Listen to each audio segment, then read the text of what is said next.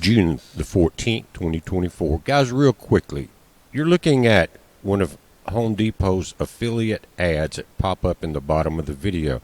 Now, for the last 2 or 3 years, we've linked to both the hybrid fans that will run on batteries when you have a power outage in hurricane season, and the Mr. Buddy heaters for the wintertime. Now, Home Depot has pulled us into their affiliate marketing program. I think it's really cool because it doesn't cost you anymore if you click on these links and purchase online from them, or if you're about to go down to Home Depot, you can pre-order here for pickup. But anyway, I think that's neat that we can put that to dog food money, and I just want to point that out, guys. Now, to the video. Florida, you were getting a break. That's changing, and you're in some of these areas, guys, over 20 inches of rain have fell, and we talked about that in the video before this started. They're watching the Bay of Campeche very closely, and the models show a lot of activity coming through that area in the next week or so. Now, the storm that's in the Atlantic, guys, it should not affect much land. It may be close enough to the Outer Banks up in North Carolina to give you some storms coming in from offshore. Then when you get further up into the northeast, you may have problems. But this area now has a 50% chance of cyclone formation in the next 7 days. Since this broad area of low pressure is forecast to form over the southwestern Gulf late this weekend or early next week, conditions are favorable. There's a reason for that. This one, 20% chance of development, basically moving to the northeast. But now some of the models do show it getting very close to the Outer Banks. They may throw some storms up in there, possibly up into Newfoundland. But again, I don't think we're going to have a lot of problems with that one. The area that they're watching, notice it's not really a storm there right now, but that could change very quickly. Now, what has happened, and this is big news, El Nino is over. La Niña is starting. We're in that neutral part, and I said in the video last night, watching the Bay of Campeche in the southern Gulf, that things were changing. It looked like there was something, everything was stalling out, getting ready to change, and now it's official.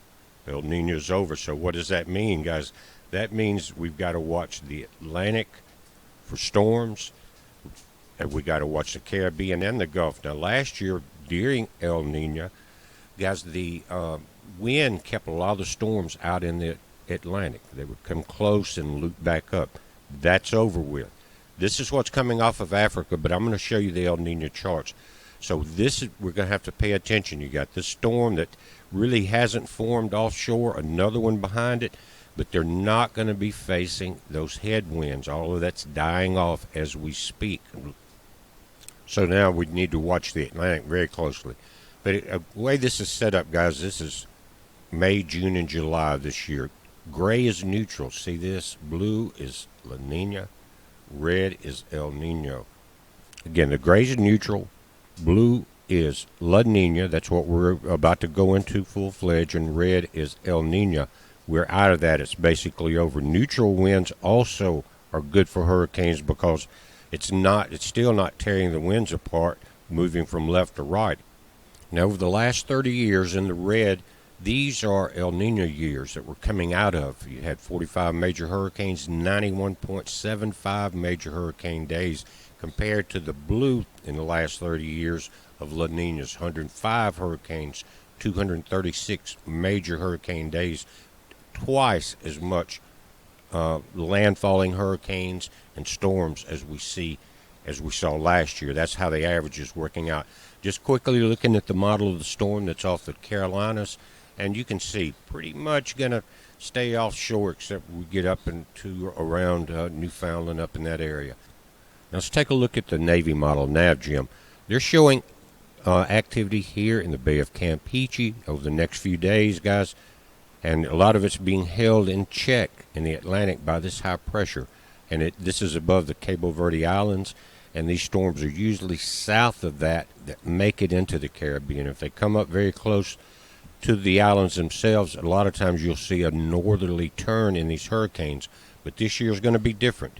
This is Canadian model. Again, activity in the Caribbean. Check this out. There's a storm going into the Mexico-Texas border, and on that one, coming up in a few days, And again, we'll look at the Canadian model right there, slow rolling right into Mexico. The first storm, second one going a little further north up into the, again, Texas-Mexico border. Here's the GFS also showing activity in the Bay of Campeche. And notice on the long run of the model, one comes directly out of the Caribbean. We've seen it before. Goes between the Yucatan and the western tip of Cuba and right up into the Alabama area. Of course, that's a longer range model, but things are definitely heating up. But the big news now, that change in these patterns between El Niño and La Niña is here.